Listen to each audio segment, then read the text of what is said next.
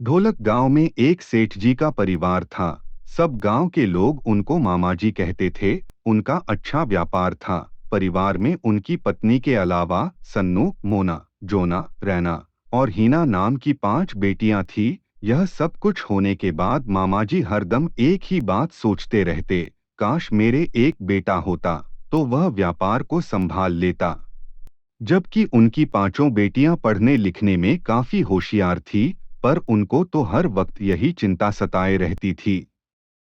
सब कुछ ठीक चल रहा था कि अचानक मामाजी को व्यापार में बड़ा नुकसान हो गया। उन्होंने घाटे के बाद भी व्यापार जारी रखा, पर उनको सफलता नहीं मिल पा रही थी।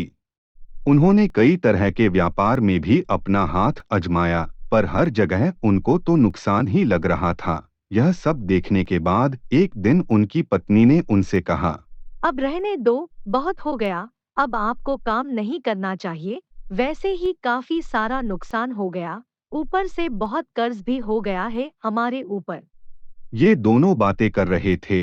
उधर गेट के पीछे खड़ी उनकी सबसे बड़ी बेटी सन्नू ये सारी बातें चुपके से सुन रही थी। सारी बातें सुनने के बाद सन्नू अपने कमरे में आ गई और सोचने लगी कि अब हमें ही कुछ करना होगा। ये सोचकर उसने अपनी सभी बहनों को इकट्ठा किया। सारी बहनें बैठकर सोचने लगी कि अब क्या किया जाए, जिससे हमारे घर की इस प्रॉब्लम का समाधान हो जाए। तभी 2 नंबर वाली बहन मोना बोली, दीदी, मेरा कॉलेज पूरा हो गया है। मैं अब बिल्कुल फ्री हूँ। अगर आप इजाजत दे तो मैं बच्चों को ट्यूशन पढ़ा सकती हूँ। इनकी बातें सुनकर 3 नंबर वाली बहन जोना बोली, दीदी मुझे भी सिलाई कढ़ाई का काम आता है।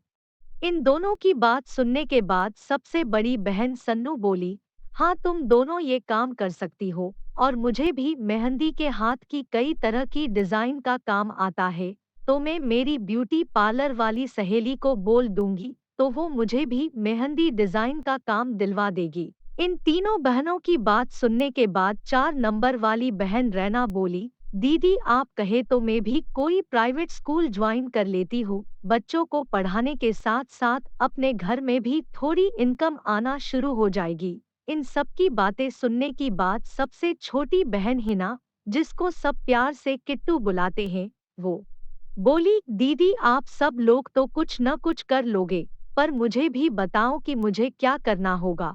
उसकी बात सुनकर सन्नू बहन बोली, किट्टू तू तो मम्मी के घर के कामों में उनका हाथ बटा दिया करना।